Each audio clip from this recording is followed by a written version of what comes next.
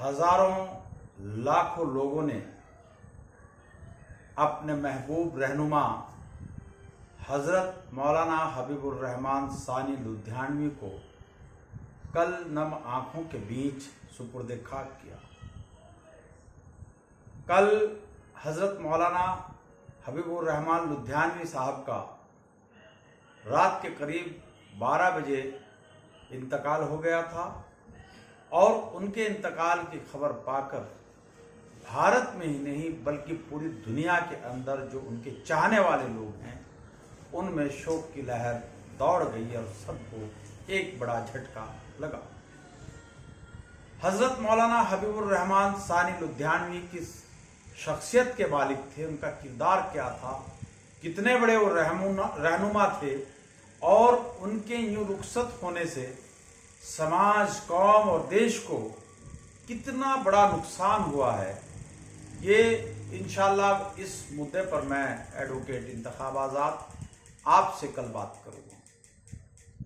मैं तो बहुत मुख्तसर बात करूंगा कि साल 2014 में सहारनपुर के अंदर अस्करी मस्जिद और गुरुद्वारा साहिब के निर्माण को लेकर कुछ तनाव पैदा हुआ, लेकिन कुछ असामाजिक लोगों ने जो देश में उथल पुथल करके या सांप्रदायिक उन्माद पैदा करके भारत में जनमत संग्रह करके भारत की सत्ता और व्यवस्था पर काबिज रहते हैं, उन्होंने गुरुद्वारा साहिब के निर्माण और मस्जिद को लेकर एक बड़ा बवाल खड़ा कर दिया और उसमें उन असामाजिक तत्वों ने मुसलमानों और सिखों की दुकानों को आग के हवाले कर दिया और सहारनपुर में बड़े पैमाने पर दंगा करा दिया। मेरे याद है कि उस वक्त सहारनपुर में बहुत बड़े बड़े नेता थे, बड़े बड़े दिग्गज मौजूद थे और समाजवादी पार्टी की सरकार थी। माननीय अखिलेश यादव जी उत्तर प्रदेश के मुख्यमंत्री थे और आजम खान साहब जो आज सरकार की द्वेष भावना के चलते अपनी जिंदगी सलाखों के पीछे बिता रहे हैं, वो भी उस वक्त मुख्यमंत्री हुआ करते थे। तब सिखों के दुकानें जलाई गई, मुसलमानों की दुकानें जलाए गई, उनके घर जलाए गए और इतना तांडव उस टाइम के प्रशासन ने किया था कि मुसलमानों के दरवाजे तोड़ तोड़कर उनको घरों से बाहर निकाला गया, उनके साथ मारपिटाई की गई, उनके घरों के दरवाजे तोड़ दिए गए, सीढ़ियां लगा लगा करके उनके घरों में कूदा गया और उनकी महिलाओं को, बच्चों तक को अपमानित किया गया। और उत्तर प्रदेश के अंदर उस वक्त अखिलेश यादव जी की सरकार थी, लेकिन वो भी उस टाइम दंगे के शिकार पीड़ित मुसलमानों की या सिखों की किसी की कोई मदद नहीं कर पाए और सामाजिक तत्व अपना काम करते रहे। उस वक्त जब सहारनपुर में बड़ा भारी तांडव किया जा रहा था, उस वक्त मैं खुद एडवोकेट इंतखाब आज़ाद ने और सहारनपुर के तमाम बुद्धिजीवियों ने, मदरसों के संचालकों ने, उस वक्त के जो सत्ता के लोग थे उन सब से बात की तो उन लोगों ने हाथ खड़े कर दिए, कोई भी मदद करने को आगे नहीं आया। उसके बाद यहां पर कांग्रेस के एक बहुत बड़े दिग्गज नेता हैं जो दल बदलने या उछल कूद करने में बहुत एक्सपर्ट हैं, उनसे भी संपर्क किया गया, उन्होंने भी कोई मुसलमानों की मदद नहीं की। और मैं खुद कर्फ्यू तोड़कर सहारनपुर के मदरसा मज़ाहिर उलूम में गया।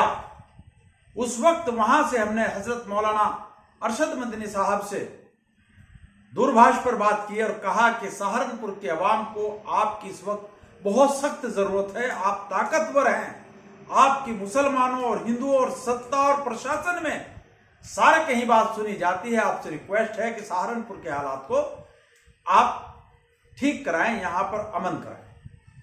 उन्होंने भी कह दिया कि मैं इस वक्त सफर में जा रहा हूं और वहां से आने के बाद देखूंगा तब हमने उनसे कहा था कि हजरत आज हमें आपकी जरूरत है।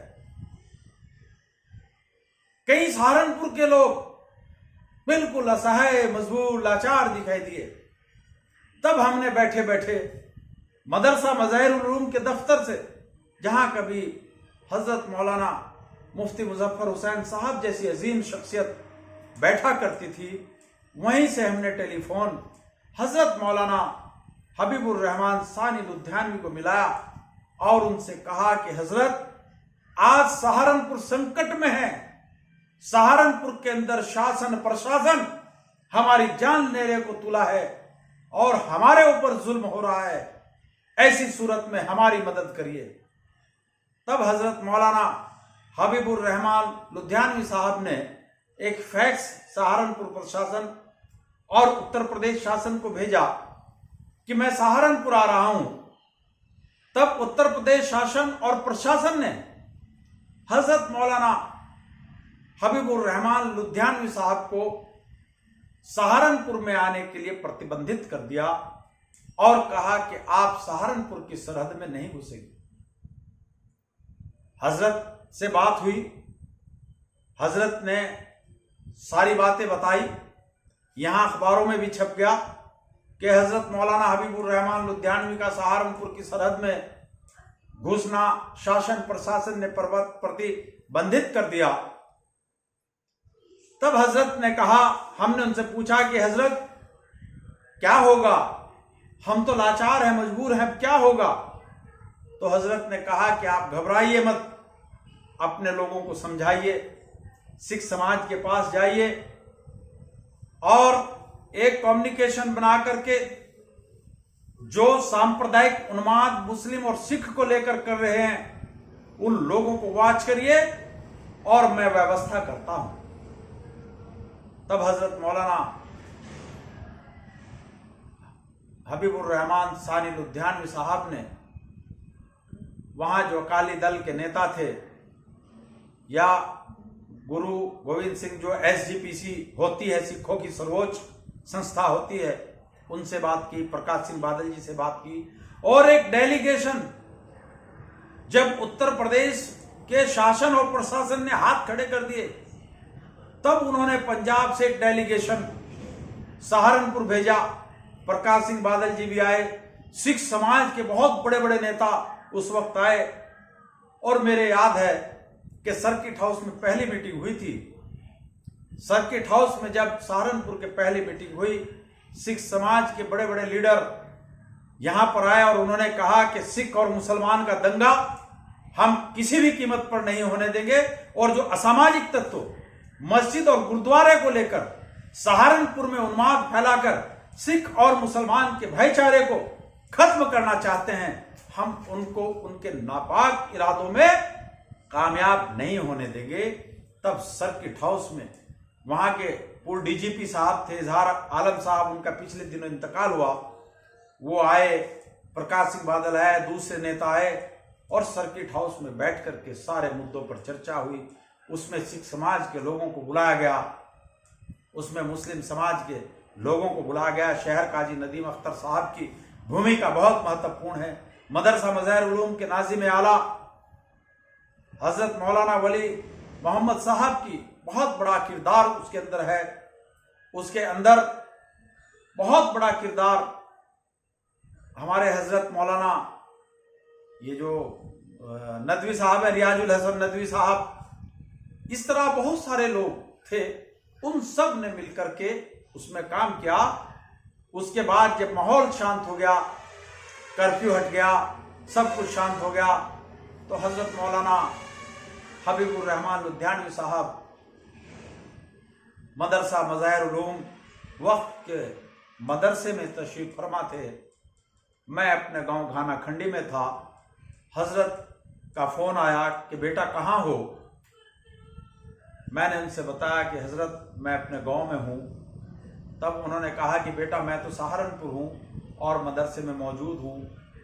मैं फौरन अपने खेत पर से अपना काम छोड़कर फौरन हजरत के पास सहारनपुर आया और बहुत लंबी चौड़ी गुफ्तगू हुई, सहारनपुर के पूरे हालात पे हुई और तब उन्होंने जब पूरा मामला शांत हो गया, वो मामला भी निमट गया, सब मुकदमे भी करीब करीब एक दूसरे के ऊपर जो बाद में दर्ज हुए थे वो सारे वापस हो गए।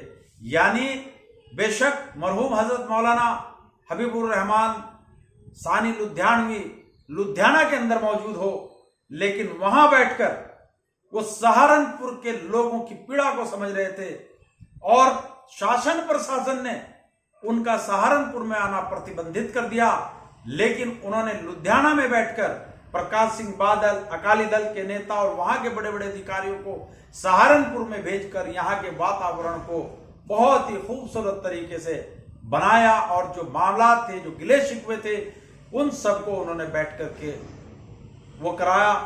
आज मुझे उनकी ये बातें और भी बहुत सारे मुद्दों पर हैं, जब सहारनपुर में मामला हुए उन्होंने यहाँ मदद की हम लोगों की।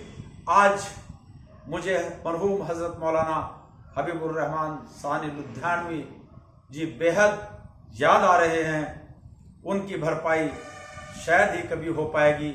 ऐसी अजीम शख्सियतें दुनिया में कभी कभी पैदा होती हैं। वो जितना दीन का काम करते थे उतना ही वो खिदमत खल्क का भी काम करते थे। गरीबों की, मजलूमों की, पीड़ितों की खूब मदद किया करते थे। मैं जब उनके पास लुधियाना जामा मस्जिद में जाया करता था, यकीन मानिए इतने उनके दरबार में मुसलमान नहीं हुआ करते थे जितने SC, ST, OBC और सिख समाज के लोग हुआ करते थे। और सब बैठ करके आपस में बहुत ही प्यार से चाय पानी खाना वाना चलते रहता था और जो भी उनके पास आता था बस वहीं बैठे बैठे उनकी मदद करते रहते थे। ऐसे थे हजरत मौलाना हबीबुर रहमान लुधियानवी साहब। मैं उनको खिरादती अकीदत पेश करता हूँ और अल्लाह ताला से दुआ करता हूँ कि आखिरत में उनके दर्जात को बुलंद फरमाए, उनको जन्नतुल फिरदौस अता फरमाए। साथियों, आपने मेरी बात को सुना उसके लिए आपका बहुत बहुत शुक्रिया। खुदा हाफिज।